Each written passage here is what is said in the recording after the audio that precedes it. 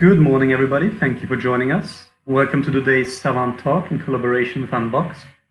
My name is Lukas Schlerizko, and I'm a resident producer here at Savant Events. Today we'll discuss the customer lifetime value and the benefits of an improved search function. First, a bit of housekeeping though. This edition of Savant Talks will be recorded and be made available for you shortly. We encourage you to share the recording within your social networks. Please turn your attention to the tab on the right.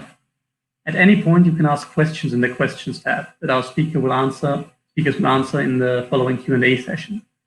If you don't get to your question today, the speakers will follow up with you. Now, for this purpose, I would like to invite Mr. Justin Ball, Ms. Sangeeta Dua, and Ms. Camilla Tress onto the stage. Takes a second. Hello. How are you? Very fine. Perfect. Be joined by Sangeeta and Camilla in just 1 second. Okay, we'll give them a minute before we kickstart the discussion. There we go. Hi, Lucas. Now we're only waiting for Camilla, who should be here any moment.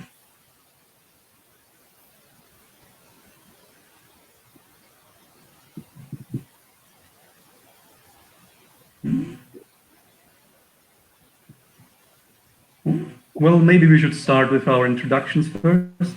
Ah, there she is. Okay. Here we go. Hi, Jenny. This morning. I'm handing over hosting duties to Justin now. We'll take charge of the panel discussion. And I wish you good luck. And our audience, I wish a lot of information and a lot of good news out of this. Justin, you are it. Thanks, Lucas. Hello and welcome, everyone. Thanks for joining today's discussion, which is focused around building up customer lifetime value by optimizing your product discovery experience. Like Lucas mentioned, my name is Justin. I will be moderating today's discussion.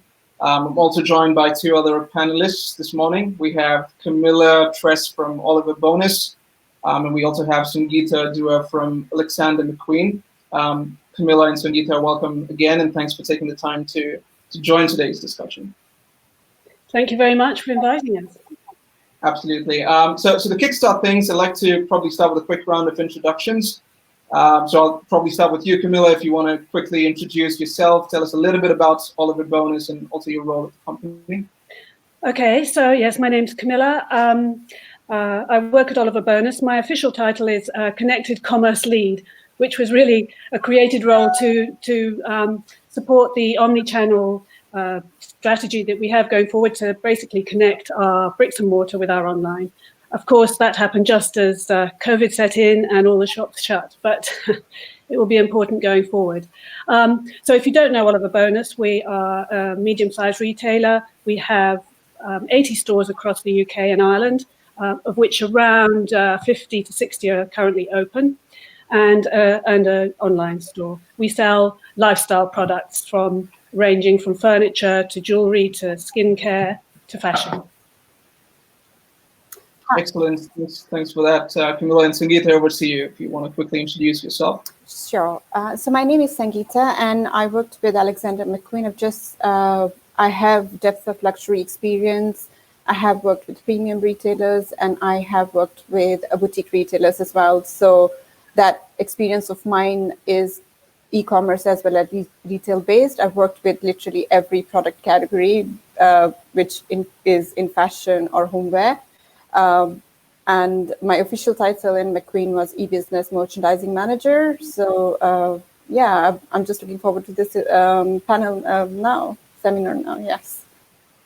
Excellent. So it looks like it's going to be a very interesting discussion today. So we've got 2 panelists from 2 retailers with quite contrasting business models, if I may. So you've got Alexander McQueen, that's probably more tailored to the luxury segment. And then we have Oliver Bonas, which is still a high street retailer, but selling across a wide range of products, like you mentioned, Camilla, across fashion to homeware to jewelry, etc. So yeah, can't wait to get all the insights from you guys. And before that, I'll just introduce myself. So again, my name is Justin. I lead the business strategy for our UK and Europe markets here at Unboxed. I'm wearing the unboxed t-shirts today. Just figured I'd probably be a good use for this webinar. And to give you a little bit of context on Unboxed, we are an AI-based product discovery platform. And what that means in a nutshell is we apply artificial intelligence and machine learning to understand online shopper intent, and we connect your shoppers to the products they are most likely to buy. So ultimately, we offer AI-based technology to solve for things like site search optimization, personalization, merchandising, recommendations, etc. And the ultimate goal being helping online retailers deliver a super relevant and personalized experience online, ultimately tying into improved conversions, which obviously has a direct impact to customer lifetime value, which we're here to talk about today. So that's a little bit about myself. And jumping into the topic of today's discussion, we're talking customer lifetime value. Now, customer lifetime value as a topic is a very broad topic. I'd say different retailers perceive it very differently, measure customer lifetime very differently. But just coming to you, Camilla, in terms of your business at Oliver Bonas, what does customer lifetime value mean to you, and how are you sort of looking at customer lifetime value, how are you measuring it? Well, I mean, for Oliver Bonas, I think for all retailers really, customer lifetime value is almost interchangeable with customer loyalty. But what's important now is that we start to shift from seeing it as customer loyalty, but to see it as an official sort of proper KPI as such, with all the metrics that make that up. But first, let's look at why it's important. Firstly, it's because the cost of acquiring a new customer is much higher than the cost of retaining a current customer. And therefore, it's really important to make sure that you keep your customers, and therefore the customer lifetime value is high. So the priority is to maintain your customers, keep them happy. And to be honest, that has always been the central kind of value of Oliver Bonas, is customer experience has always been a priority for the business, but it's now shifting and changing to make it a metric that we measure, and then we can use that. You can then use that to inform how much you spend on your customer acquisition, because if you know how much your customers are bringing in, then you know how much you've got to spend on the acquisition side. But across the board, what I think has meant this shift to customer lifetime value across retailers is the demand of and expectations of customers. Google did, I won't go into this too much, but I just read recently a report by Google where they measured the search for cheap versus best. And it's extraordinary, the shift in the last 10 years, that best is now up there and cheap is now down here. Customers are looking for quality, they're looking for an experience, they're not just looking for the cheapest product available. Excellent, great points, Camilla, there. And how does this sort of translate into your world, Sangeeta? I know you mentioned you have experience, broad experience with other retailers, but in the luxury segment, how are you sort of looking at customer lifetime value, and what are the key factors you're taking into account as you're building different strategies? I think it's very important, same as any other retailer, so luxury sector, for them as well, customer lifetime value is equally a very important KPI in CRM. That you would have some of the clients who would come to the site spending £400, but then you would have clients who come and spend, sometimes $1 million and that's across omnichannel and e-commerce. So it's very, very important KPI for luxury sector as well, because you need to make sure that that luxury client who's spending $1 million is also getting the really valuable experience on the site, and they get treated like a VIP on the site. So their journey is very, very important on luxury platform as well. So for us to, like Camilla said, that retention, not many retailers spend a lot of money on retention, but 85 to 90% of the budget is actually spent on customer acquisition, and people generally spend 8 to 10% in retention, and that 8 to 10% can actually, if you can retain 5% of those customers, it can bring up to 25 to 70% of your profits, because your cost of acquisition is so low for those retaining customers that you can make more profits. It's equally important KPI in luxury as well. 100%, and that brings me to my next question. So now, and assume this changes across different businesses, but what would you say are the top level factors that you think would contribute to customer or improving customer lifetime value? And probably, I don't know if either you want to take it and I'll hand it off to you. Yeah, sure. So for me, I think the factors which are linked to a customer lifetime value is product innovation, product discovery, and then user experience, because the first thing is the customer is back on your site. They like your product. They like the product quality. They like the pricing. So, the hard work is already being done, that the customer is already in positive mindset when they come back to your website. And then from there, if you can't give them a perfect user experience, that would be a turn off for them. I think it's very, very important the customer has really smooth experience. So, and that's where I think the AI learnings can really, really contribute heavily. Perfect. And Camilla, anything to add to what Sangeeta had mentioned? Yes, I mean, if you break down the KPIs for customer lifetime value, it's AOV. So it's about increasing AOV, and you do that by good product discovery, recommendations, making sure that you actually personalize and get the right products in front of the right people. Then there's frequency, so getting people to come back to the site as much as possible, which goes back to what Sangeeta was saying. It has to be a really good, smooth, and engaging user experience. And again, personalization to be mentioned, really fine-tune your personalization to make sure that you get people back because you're showing them what they want. And then there's margin, which we don't really need to discuss. And finally, customer churn. You need to minimize the churn.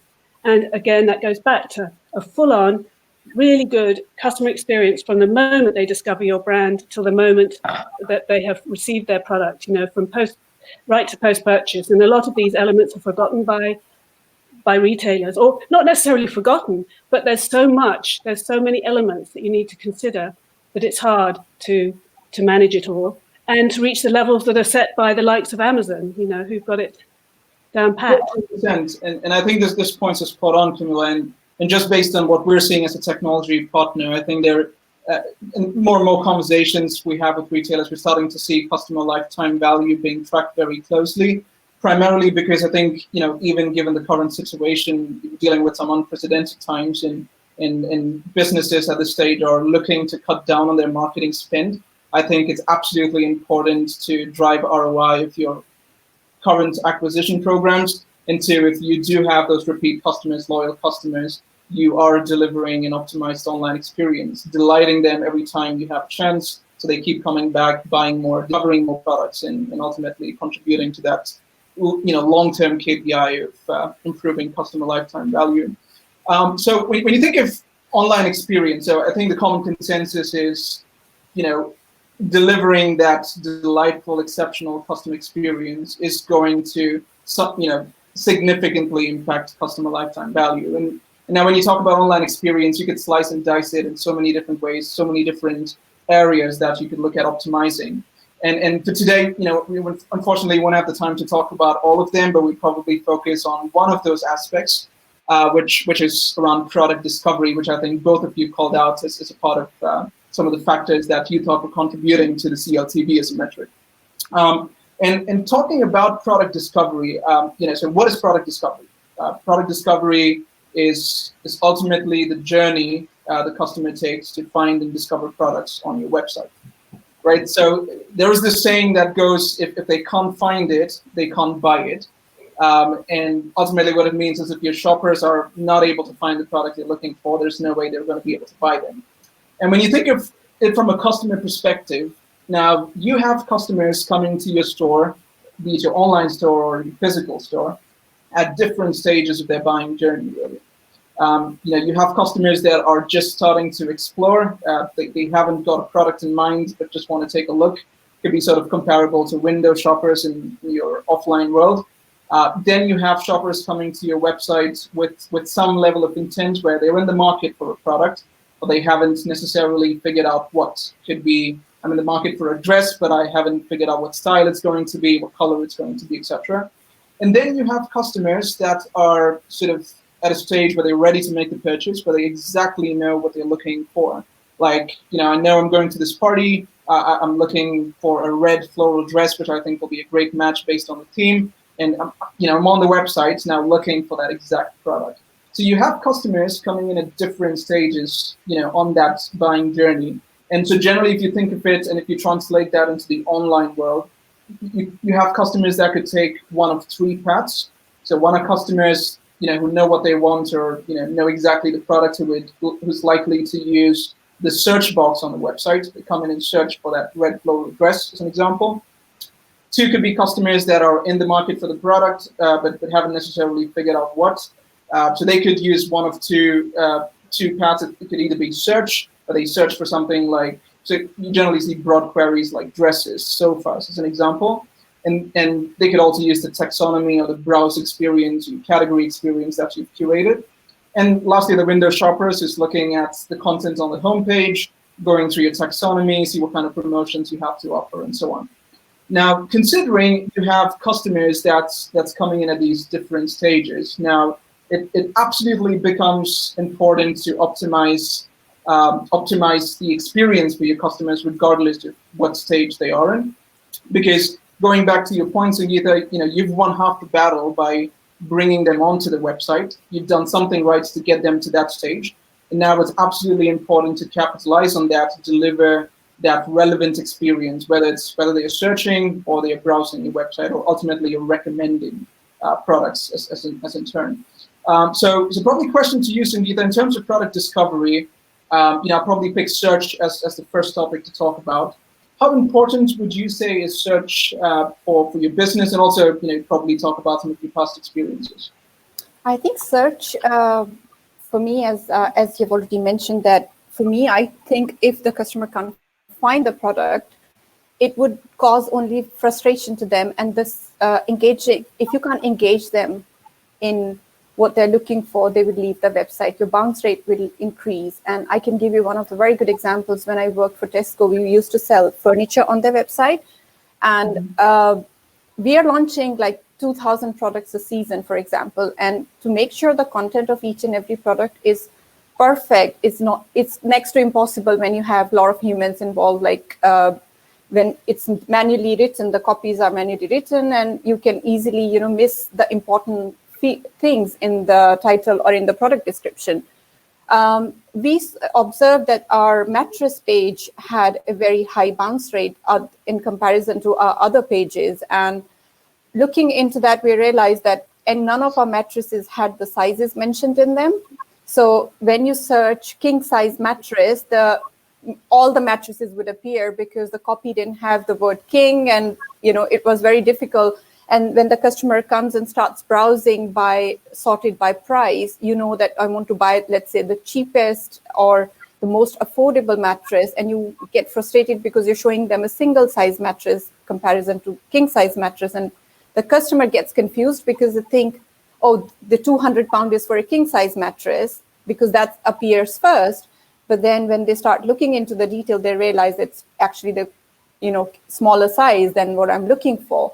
So that was our bounce rate on that page was 58%. And just by adding a small filter on the left-hand nav for the size, because the data was there, we just needed to create the filter so the customer's journey becomes easier. And our bounce rate improved by 5%. It went from 58% to 53%. And if I can engage 5% more to my customers, of course, the conversion rate is going to increase. And the more smoother journeys that it would impact AOV, it would impact, them coming back to my site if I can give them a smoother experience. So for me, search is the most important factor on your website, because you don't want to lose that battle which you have already won by bringing them to your website.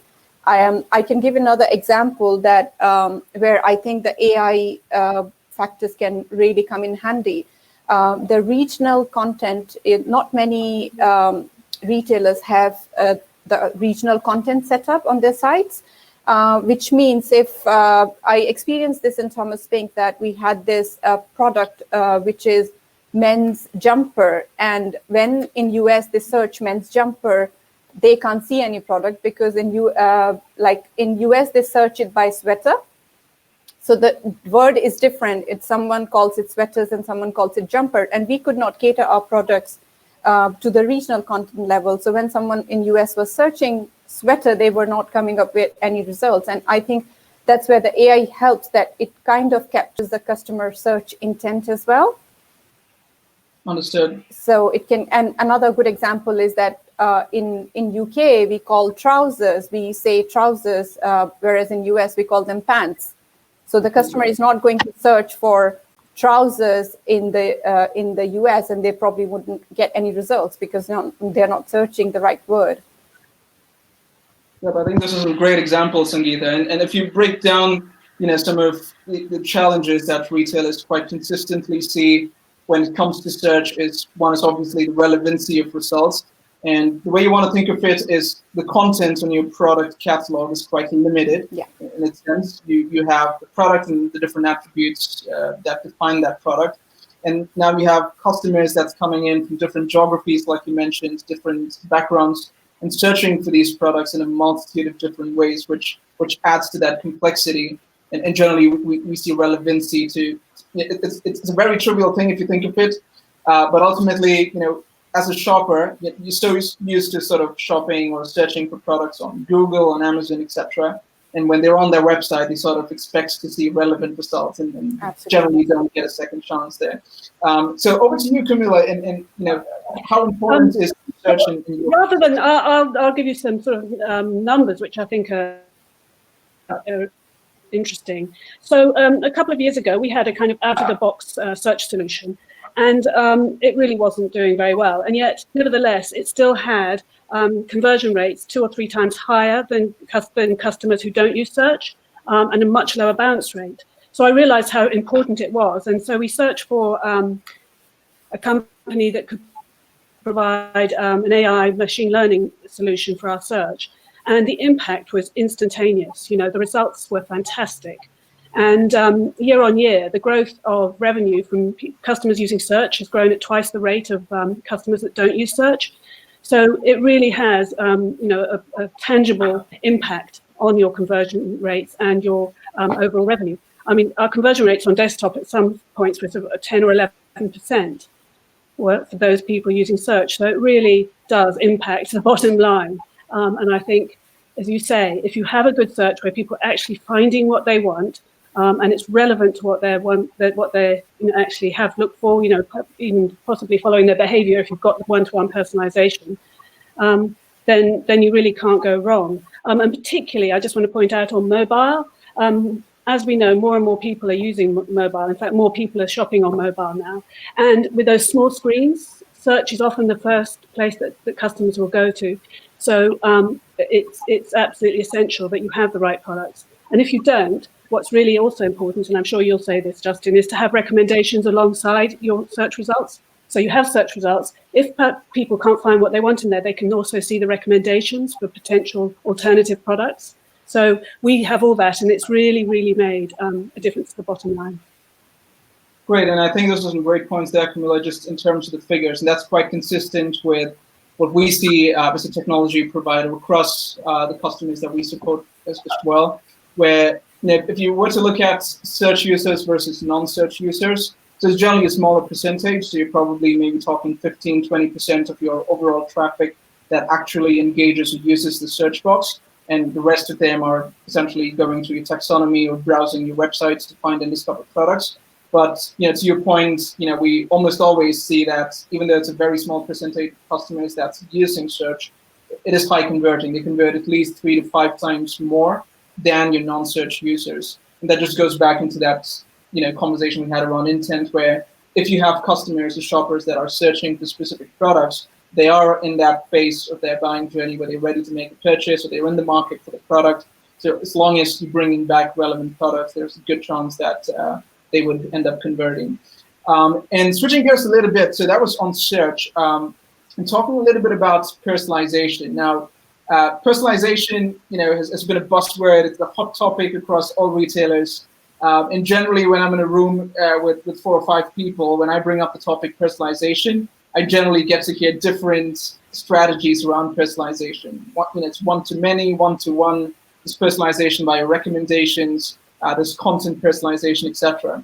And to support all of this and to make things even complex, we have a plethora of solutions offering different personalization tools and technologies. So I guess, the one question probably start with you, Camilla, is how do you sort of think of personalization, and what are the strategies that you're working on at the moment? Well, I think we're very aware of the importance of personalization, but often the tools aren't right in place. I mean, a couple of years ago, again, we realized the importance of personalizing our category listings pages and our product recommendations. And so we introduced, we built a system using Prediction.io, which is an open source software, so that we had machine learning tools to merchandise our listings pages. But we don't have one-to-one personalization. It's, I guess you call it, an aggregated personalization, the most customer behavior, so that the bestsellers are on top. We also set in algorithms and business rules to have new products on top.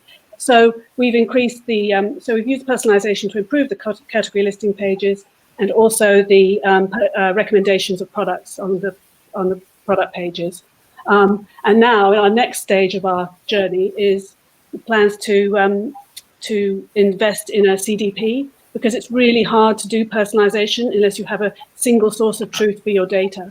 So to really build up a proper 360-degree view of our customer, to have a proper customer profile, and to be able to identify them, identify their value, segment them efficiently and properly, that's our next stage. We're doing it on a certain sort of level that we can, but we realize the importance of taking it to the next stage with technology and proper use of data.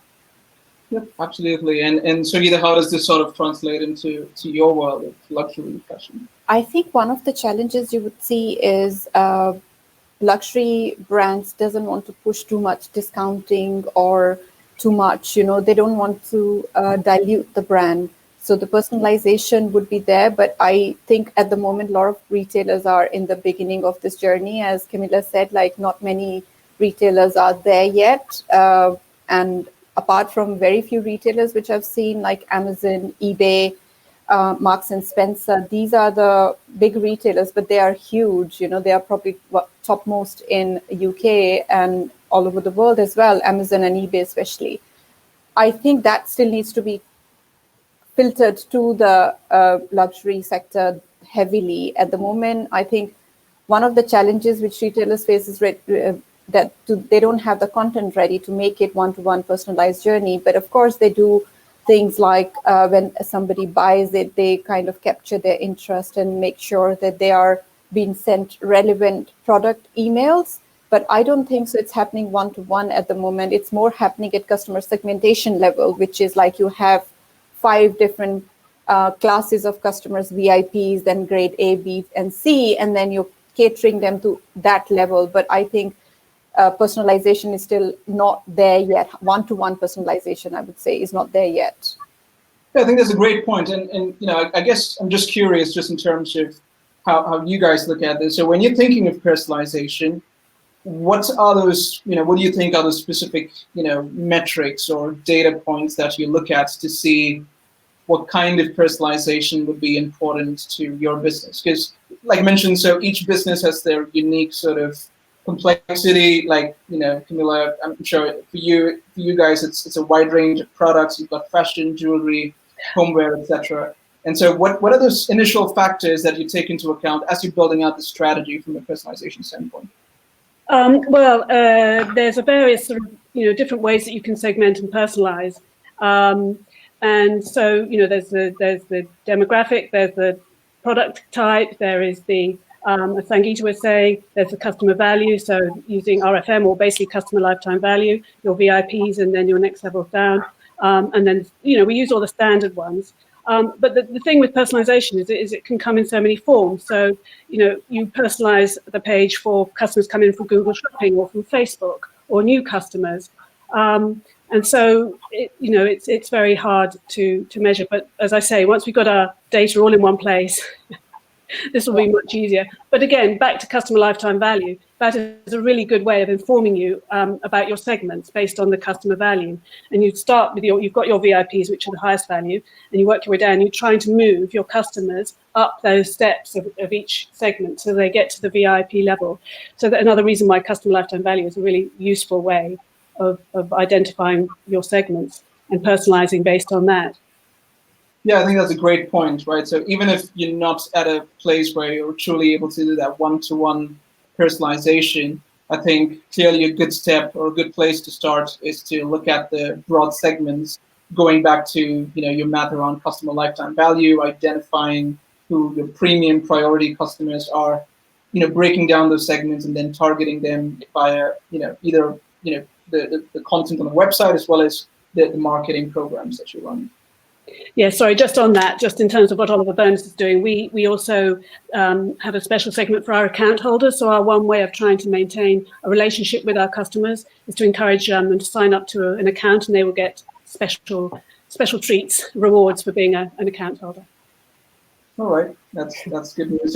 And so Sangeeta, a quick question to you, just in terms of those points that I think Camilla mentioned, primarily around segmentation. Now, for luxury, I would imagine you have your VIP segment that's probably contributing to the larger chunk of your revenue. So how are you sort of looking at different segments, and how are you sort of looking at personalization there? So the VIPs definitely get a special treatment. So they all would have a very broad omni-channel experience. They get when they go into the stores, they have a certain account manager allocated to them. When they come to the website, they would.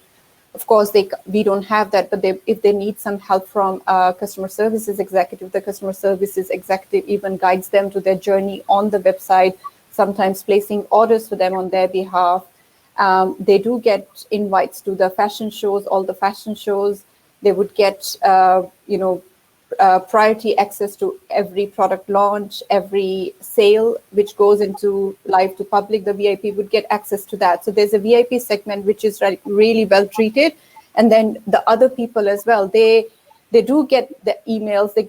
I think how the luxury brand does is like they get people engaged into their content, and I think luxury is never promotional driven. Luxury is like more engaging, more relevant to what the customer's fantasies are or what they would like to acquire as a piece of that brand, whether it's a very expensive product, which if they can't afford, then there is a product which they can afford, which is in their budget, and they can still feel proud about that. I own a part of that brand, and that's a really precious possession for me. So it's just constantly engaging with them and capturing their fantasies, and also engaging with them on social media is quite a big thing, because recently McQueen did a project where they were involving people into creating roses from whatever materials they have on their website, and then they were featuring those stories on their website. So it's a very good engagement tool for them to engage everybody and do things to create a piece, and then the brand is recognizing their effort and putting them on their website, and the story section is then featured on social media as well. So yeah, I think for luxury brands, it's one of the tactics they use is that engage their customers, make them speak to you, which is really, really important. Understood.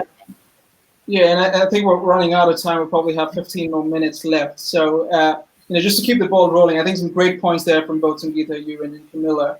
And clearly, I think, to summarize, it looks like the two areas when you're thinking of product discovery to optimize for is obviously site search, which goes back to high intent customers, high conversion rates, etc. And obviously the personalization piece for customers that are still exploring, not ready to buy, or still trying to figure out if there is a product that they're still interested in, where different pieces of personalization come into play. It could be the segmentation targeting, where you're breaking down different segments and targeting them with promotions, discounts, certain products that they might be interested in, as well as the recommendations on site, where you're showing, especially for high ticket items, I would imagine, it's not a conversion at the first visit. It probably takes a customer a couple of probably more to sort of finalize that decision to buy that £400 sofa or a £500 jacket, so to speak. So the recommendations come in and play an important role, where you're making it easier for those customers to get straight to that product and ultimately check out, and making that overall experience seamless. So just, we mentioned some complexities and some challenges there, and I think, Camilla, you brought up how the out-of-the-box search functionality was still high converting, but yet you optimized on it with another technology, and you've seen some great improvements. So how do you think of technology? And the context I'm coming from is, we generally see that retailers, even up to this date, a lot of them are very heavily dependent on their e-commerce platform. It's sort of a monolithic architecture where it's relying on Magento or Salesforce Commerce Cloud or Hybris or whatever the case might be, where on the surface, platforms generally have the capability, like you said, to power search or some basic merchandising capabilities and even recommendations sometimes. But what do you sort of see as the value add of investing in AI-powered tools, so to speak? Well, it's kind of transformative, isn't it? However, I mean, now some of these monolithic platforms, as you say, are including some quite high-powered AI-driven search functions. So, it depends where you are in your journey. But yeah, certainly for us to go to a third party and introduce machine learning and AI, not only does it help in terms of the results and the relevance, but it also reduces the time that your staff need to manage anything. A lot of people forget that it's a lot of things that are done manually or using a lot of staff resources, and their time should be spent creating wonderful shopping experiences for the customer and not doing manual chores behind the scenes. So with AI-driven search, the learning is going on behind the scenes. You don't need to tell it what to put at the top. There's much less manual work. So it's a combination of things. And actually, another thing that people don't often connect with search is that if you look at your dashboard, your data, it can inform you about other parts of customer experience that are important. So we look at the search results with a high exit rate, and it tells you what customers are searching, what they want you to sell, but you're not selling. So we use that. We report regularly to our buying team and say, look, we've had a large number of people searching for X, Y, Z. Actually, it's something that we now sell. People were searching for sleepwear, high bounce rate, high exit rate. It's not just because of that, they would have researched it anyway, but it helps confirm their decision that we need to sell sleepwear. So, it gives you information about the customer as well and what they want and what they need. Great. And Sangeeta, is there anything that you'd like to add to from a technology standpoint, the role of technology or AI-based tools that's available? Yeah, for me, I think that as Camilla mentioned, that wherever the manual labor is involved, wherever people have to do things manually, there are chances of errors and there are chances of delays. And I feel like if introduction of AI, you can read so much data, which manually it'll take you days to actually, create that data and analyze it properly. With AI, you can actually have the data analyzed for you, and then you can take the right steps to do things which are relevant for your business, which are profitable for your business, and you don't have to manually do it. Also with AI, things are live, things can change in a fraction of a second, whereas if someone has to do it manually, they will say, okay, I've left for the day, it's 6 p.m. or 7 p.m. I'll come tomorrow morning and make the changes based on yesterday's sales performance. But with AI, the changes are immediate and changes are, straight away done. For me, I think that's brilliant, and that's where we need the technology to improve the customer journey on the website, whether it's showing them the relevant product or whether showing them what they intend to buy, then ignoring the spelling mistakes and all the things which they think in their mind, this is what I'm looking for, but just because you don't have that in copy, the search wouldn't appear. So these are so many things which can be captured by AI easily, and that's where you can make business decisions instead of just drilling on the data and trying to find out what insights I can bring out of it and what can I improve on. Instead of, you can spend time on improving things already, which which AI is already giving you information about.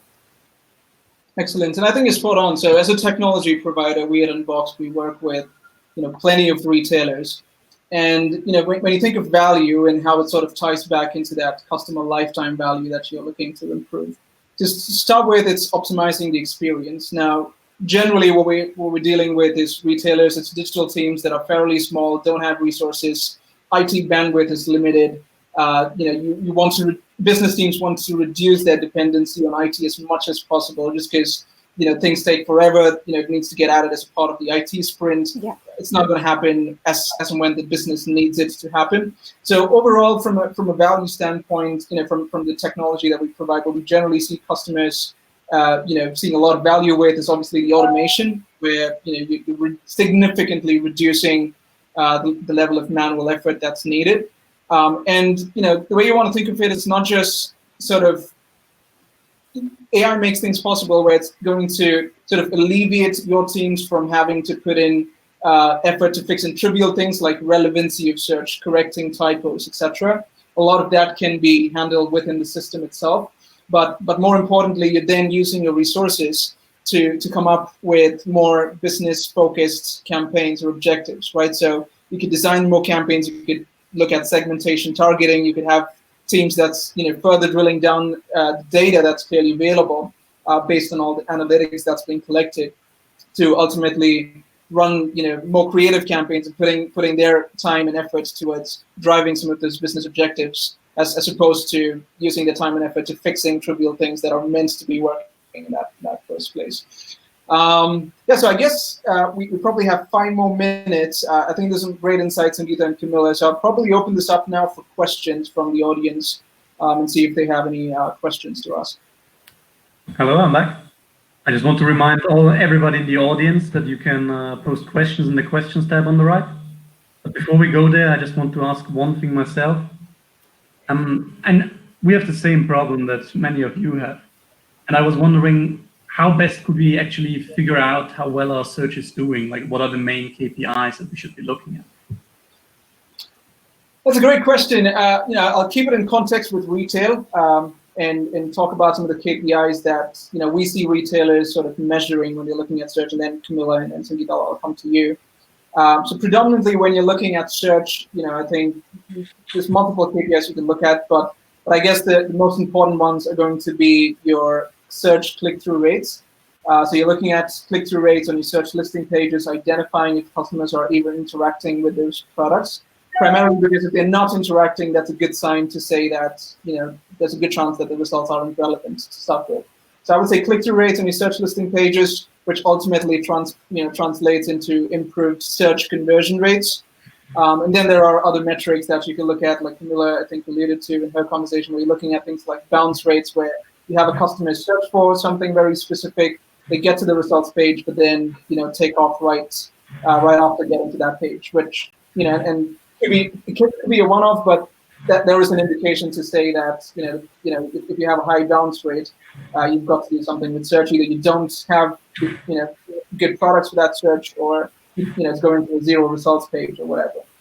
So those probably would be the KPIs that I think we could track from a search perspective. But Camilla, just or Sangeeta, from your perspective, what would be the other metrics you're looking for as well? I think for me, another important metrics would be conversion rate. So if someone is finding products, what is the conversion rate as well is very important, because if there is click-through rate, people come to the product page, and then if they're not converting it, what is the issue there, why they are not converting?